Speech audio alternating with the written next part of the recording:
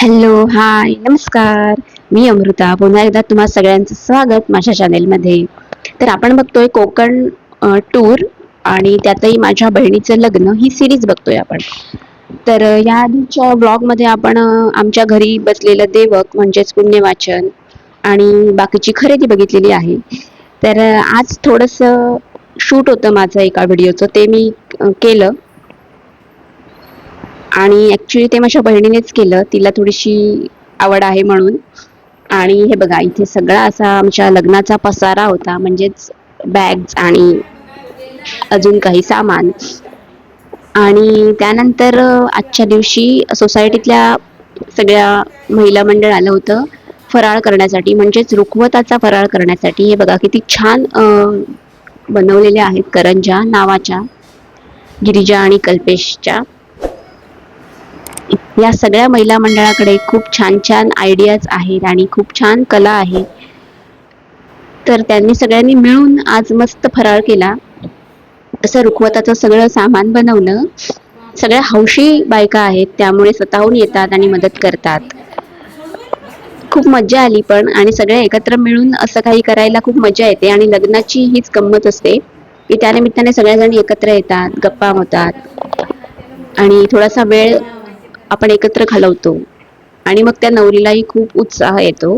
तर आमच्या नवरीबाईंना सुद्धा एवढा उत्साह की तिने सुद्धा एक छानसा मोदक बनवला, आणि मोदक बनवण्यात तिचा हातखंडा आहेच.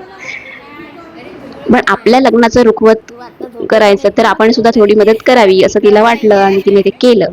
तर हे बघा, असे छान छान रंगीत मोदक बनवलेत.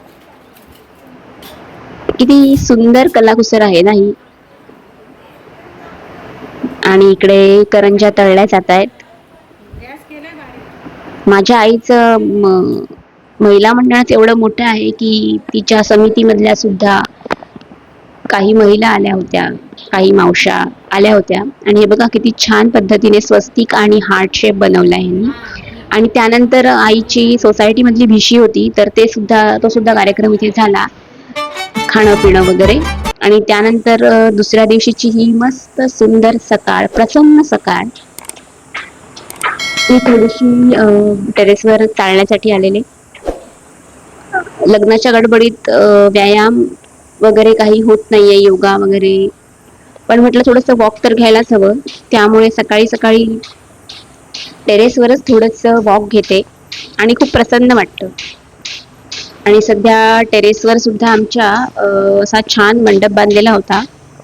अजून कंप्लीट झालेला नव्हता, थोडंसं बांधून बाकीचा मंडप घालण्यासाठी ते पुन्हा येणार होते.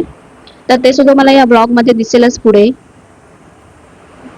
आणि त्यानंतर आम्ही दुपारी दुसऱ्या दिवशी, म्हणजेच जी दुसऱ्या दिवशीची सकाळ आहे, तर त्यानंतर दुपारी आम्ही अक्षतांचा कार्यक्रम केला. अक्षता बनवायच्या होत्या लग्नाच्या, आणि त्याचा व्हिडिओ बनवायचा होता. सो त्यासाठी सुद्धा सोसायटी मधल्याच या सगळ्या काकू काक्या आल्या होत्या. आणि हे बघा किती छान दिसत आहेत ना या अक्षता रंगीत. आणि हे घरी बनवणं खूप छान वाटतं.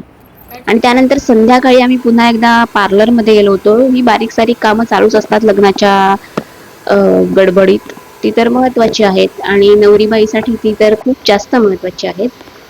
तर त्यासाठीच आम्ही आज पार्लर मध्ये गेलो होतो. शेवटपर्यंत काही ना काही असतंच, लग्न म्हटलं की हे होणारच.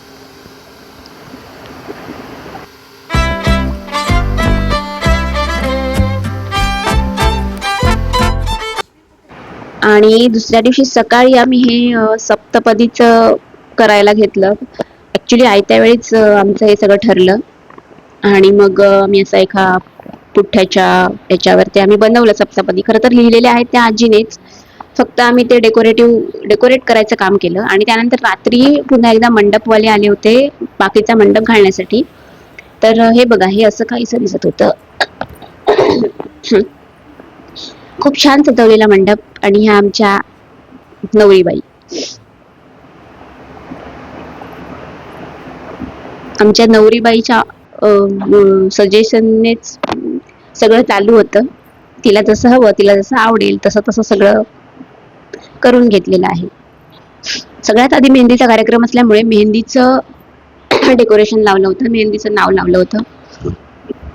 आणि त्यानंतर रात्री पुन्हा एकदा नवरीलाच कामाला लावलेलं होतं. काहीसं काम पॅकिंग, लाडू चिवडा पॅकिंग करणं चालू होतं. जावई बापूंना पण कामाला लावलं होतं. जावई बापूंची असं काही करण्याची पहिलीच वेळ होती. सो असा होता हा ब्लॉग. पुढचे ब्लॉग्स तुम्ही बघालच, लग्नाचे वगैरे थोडेच आहेत आता ब्लॉग्स. सो स्टे ट्यून्ड आणि असेच छान छान ब्लॉग बघण्यासाठी चॅनेलला सबस्क्राईब करायला विसरू नका.